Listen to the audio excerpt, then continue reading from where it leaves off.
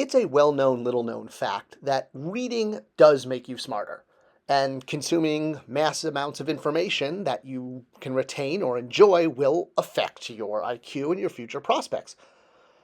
But what about comic books? What about reading these? Can comic books actually make you smarter, even though they've got, funny pictures and, scantily clad women and men? Well, absolutely. Comic books totally make you smarter. And I'm not just talking about things like, Watchmen, which is, more sophisticated comic. And yes, it is peppered with quotes from everyone from Percy Shelley to Elvis Costello and Bob Dylan. But this is really where things take off. So something like Watchmen, which has issues that quote Nietzsche, right? Well, doesn't just show up in Watchmen. In Jim Starlin's Infinity War comic was the first time I saw Nietzsche's quote about looking into the abyss and the abyss looking back into you. So I remember even on my SATs feeling like, oh my gosh, I knew that word, I knew that concept, I understood space travel and the multiverse, all because of comic books, because they're basically a sci-fi fantasy medium that's going to explore concepts that are usually above your average reader. It's just the very nature of comic books. But what about action figure collecting? Can action figure collecting actually make you smarter? Well, yes. Or more likely, it encourages people who are smart. So let's take a step back. Look at whether you're a collector or a hoarder. That's kind of the first step you have to take. Now, the difference is partially organization and being able to access anything you need to get. It's also about organization, but hoarders can organize just as much as collectors can. So really the difference is collectors acquire specific things versus a hoarder will acquire everything. And that's really what makes collectors very special, is because we know what we want and we take great lengths to acquire it, preserve it, and enjoy it. And that takes a lot of energy and a lot of brain power. So yes, while some hoarders may be collectors, you're rarely going to find a collector who is also a hoarder. Collectors are very specific about what they buy and what they don't buy and what they pass on. Their collection defines them. Likewise, looking at one of my collections, my Marvel Legends X-Men, so I've been collecting this for over 20 years, and I have very specific figures I wanted to add to this collection. There are many that I turned away. There are also some that came out that I wasn't anticipating on buying, like Moira McTaggart. I actually never thought they would make an action figure of her.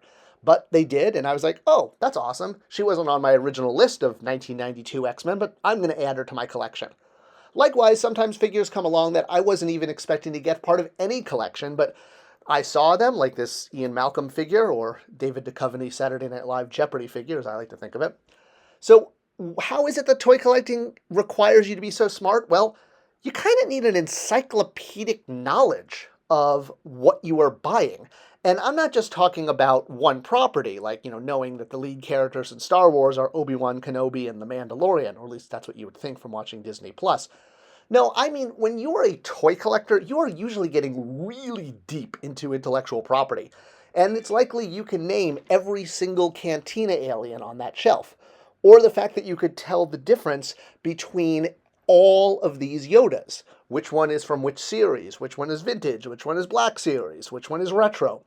Now, before we had the internet to tell us these things, collectors, comic book collectors, toy collectors would seek out information on their own. And one of the best examples is the 1990s trading cards. Marvel and DC both did these.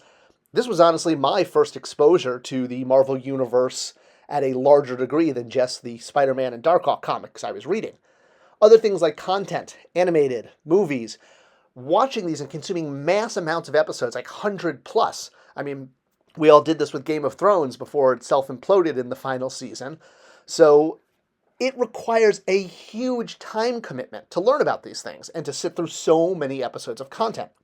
If you look at this versus, say, a sports fan, well, they're watching games usually on one team and really only focusing on that one specific team and knowing the members. For toy collectors, our teams have hundreds, if not thousands of members, and a good toy collector can probably tell you every single member and be able to identify all of them, which is something that you just don't see in other hobbies. On one of my 6-inch shelves, which is all about sort of bad guys, I can tell you every single character, who they are, what movie they're from, what IP they're from, what their likes, their dislikes, their fears, what they may like to eat for breakfast. What does Gozer eat for breakfast? Probably human souls. Likewise, my good guy shelf, same thing. There are no less than 40 different IPs represented in this shot, and I could tell you about all of them. That right there is the difference between a toy collector and even just a standard comic book fan, a movie fan, or sports or knitting or playing instruments. Toys require massive amounts of energy to collect, store, and access. For example, with my Star Wars collection, I keep everything in these little tool bins that are all labeled. I've been doing this for 30 years, so I could get to any figure I own, their accessories, probably within less than 5 minutes. That requires a lot of time and effort, and collectors take pride in that. It takes a lot of intelligence to be able to organize this sheer amount of stuff, because collecting toys is a hobby about acquisition and getting lots of things. You can't just experience an event or go to a convention or a sports game or watch a movie and say, oh, I'm a toy fan. No, you actually have to go out and purchase these toys and display them and collect them. And again, I can tell you every single one of these X-Wing pilots' names and where I got them, what pack they were in, when I bought them. That's a huge amount of information that comes with this hobby. It's not just like juggling or, going fishing. The other huge component is the fact that, unique to toy collecting, the hobby is always on a super limited time offer.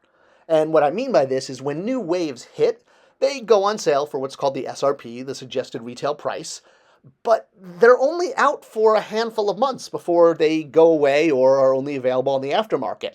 And prices can either drop for dud figures, or they can skyrocket for figures that people really want.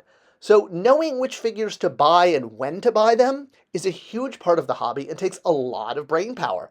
You have to know that, oh, I want that figure in my collection. It's coming out in 6 months. I better pre-order it now. And if you don't do that, you miss it and it's gone. Or you wind up having to pay a huge aftermarket. And that's really why it's about a huge amount of knowledge it takes just to participate in this hobby. You have to know so much about the IP that you're buying. You have to have a huge amount of patience to wait for the figures to come out. Still waiting for that Feral for my X-Force set, Hasbro. And you have to understand the future value. You have to understand the economics, that you are buying figures really not just to enjoy, but they're going to be worth a lot more in the future. So when people go up to you and say, oh, you play with action figures, that's, a little kid hobby. Not at all. It is an adult hobby that is really only reserved for the very, very smart and intellectually successful people. It takes determination, it takes commitment, and it takes a huge amount of intellect to be a toy collector. So honestly, you should be really proud to be part of this hobby, because only smart people can thrive as toy collectors, and people who just don't understand us, well, they're going to be looking into the abyss for a long time. I hope you enjoyed this video, and if you did, please do share it with others. It's the best way to show support for this channel. Thanks so much for watching. Let me know any other thoughts you have, comments below, and I can always reply and maybe even make a second video on this if questions remain. Thanks again, and I'll see you next time.